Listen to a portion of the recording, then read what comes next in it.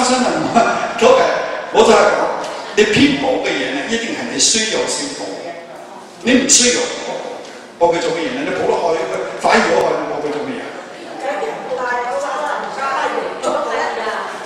嗱，沙參藥做嘅作用都係一樣，沙參係偏腎、藥腎經嘅，藥咗嚟個肺經嘅，都係補陰嘅。所以你沙參藥咗，我聽你哋講出係順口㗎。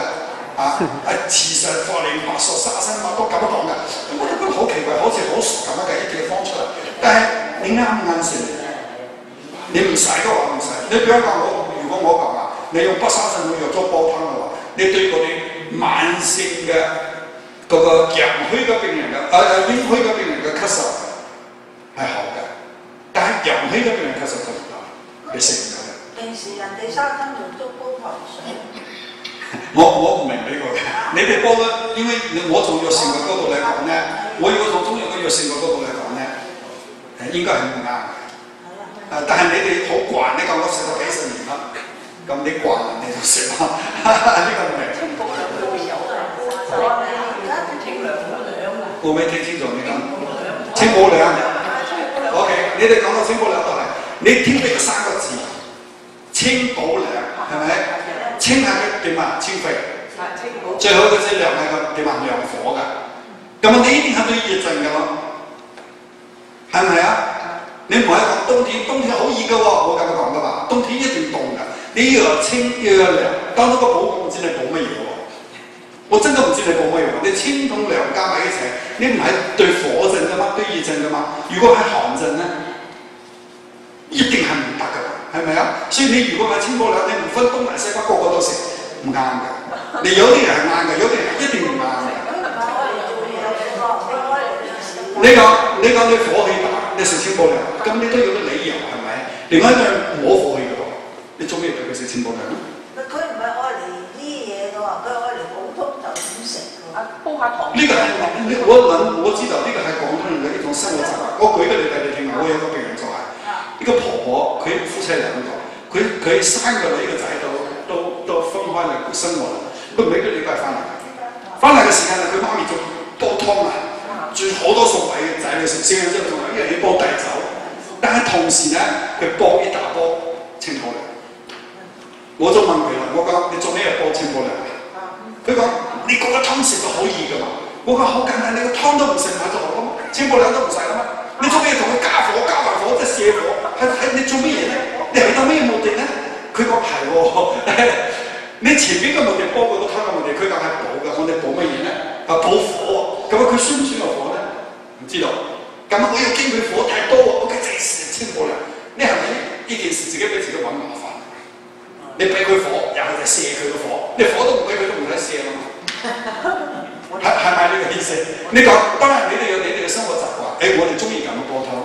你有啲人呢個湯入面加呢個加嗰個，佢覺得係對身體好嘅。但係我始終講呢句嘢，你依家嚟講，男女老幼，有啲問3代甚至4代人，你點樣食呢樣嘢啊？一定係你為咗身體好先食㗎，係咪？如果呢個食對你嘅身體有影響嘅，不如不食。你不食都冇事。平和嘅咧？啊？平和嘅，我覺得食得嘅。乜嘢？即係湯水啊！你普通嘅湯水，普通嘅湯水，我哋嘅觀點啊，盡量唔加中藥。你唔好講沙參都係中藥。你講人參都係中藥，佢都有個針對性，淮山都係，佢都有個針對性。但係淮山有一個唔同，佢嘅山藥係咪？你係嗰個supermarket裏面都買得新鮮嘅係咪？佢又係個食品，你食冇問題。但係淮山對嗰啲脾虛嘅病人、濕重嘅病人唔啱，佢一定有啱有唔啱，因為佢有佢嘅針對性。咁你煲湯係用乜嘢？即係唔係病嘅，即係你北方。唔係病我哋就唔落咗個中藥，唔落咗個中藥，唔落咗個中藥。咁啊，好似花旗參啊，普通平時煲啲水啊，煲啲湯飲好唔好咧？唔好啊，唔好㗎，因為花旗參係補氣嘅，係補中氣嘅，補元氣嘅。那麼如果呢個人啱啱係中氣不足、元氣虛嘅，你食到一定好嘅。如果呢個人係陰虛火旺嘅，本身係火嘅，你食到叫火如果呢個係英會咳嗽嘅病人食到花，佢就咁仲犀利。咁你話去買嗰啲爆心啊、咩心啊，都係一樣唔好啊。一樣，慢慢唔好，就係所有嘅中藥佢都有針對性，睇你需唔需要。你需要就好。打個比方，我同你講，有一部坦克車，哇幾億喎，好貴喎，我送俾你，你用唔用？你唔用，因為你冇用。佢個係好貴，但係你要佢用咩用咧？你需要乜嘢？你需要你最需要嘅嘢。你俾啲真係好嘅嘢，但係你唔需要。好似你食到花旗參之後唔舒服嘅話，你有食其他嘅中藥攞佢瀉出嚟。咁我同我前面講講，婆婆食咗湯仔食過嘅朱古力，係咪一樣嘅意思嘛？你嘥咗時間、嘥咗精力、嘥咗錢，你搞乜嘢喺度？搞到最後你自己麻煩，係咪？所以唔一定啱嘅。巴哈蓮子冇大問題，巴哈蓮子冇大問題，但係巴哈蓮子咧，你都點樣講咧？一般唔會有咩問題，但係如果係糖尿病嘅病人，你都有少少啲。冇啊，唔好啊，冇啊。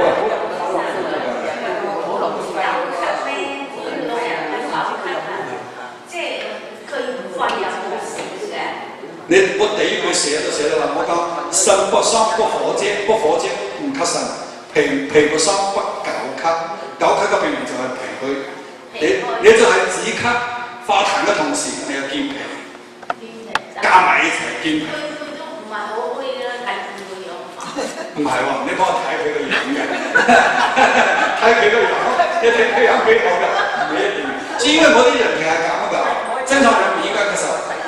正常嘅人唔應該咳嗽，係咪啊？我哋從理論上面嚟講，正常嘅人唔應該咳嗽。但係你只要知道你有咳嗽，即係好似老人咳咁樣咯。咩叫老人咳？咩叫老人就應該咳嗽啦？唔應該嘅，唔應該嘅。你有咳嗽，你一定有問題。即係有問題，幾十年都唔得面病嗰啲。久咳就係脾虛啊。久咳係虛。仲有一個咧，我哋講嘅咳係同氣有關嘅。嗰個氣啊，氣有關係。我哋講肺主氣㗎，但係腎咧係打氣㗎。如果你腎可以多，你就咳。哦，但係痰又白色又多。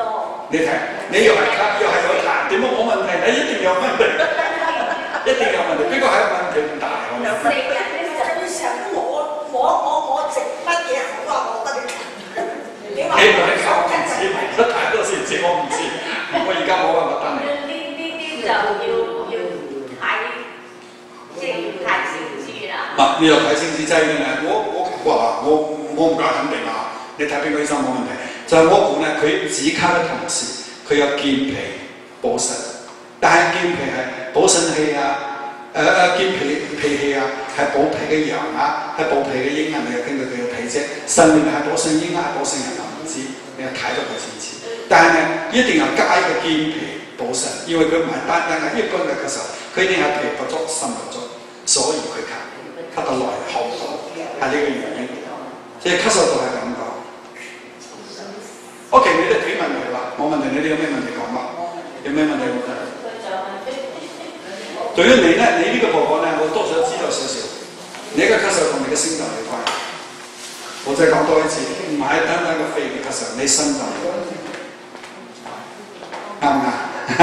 你一定係，因為你講嘢當中啊，你要少少喘嘅，你唔係單單咳嘅，你有氣唔夠嘅。你想講得快，但係你實際係好攰嘅，你腳重唔重㗎？